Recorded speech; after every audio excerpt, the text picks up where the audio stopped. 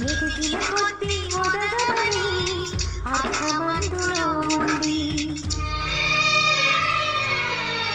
అపజయాలు కలిగిన చోటే గెలుపు పిలుపు వినిపిస్తుంది.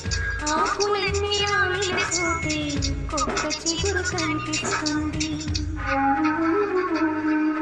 మౌనంగానే ఎదగవని మొక్క నీకు చెబుతుంది. ఎదిగిన కొద్ది ఒదగవని అర్థమందులో ఉంది. అపజయాలు కలిగిన చోటే గెలుపు పిలుపు వినిపిస్తుంది.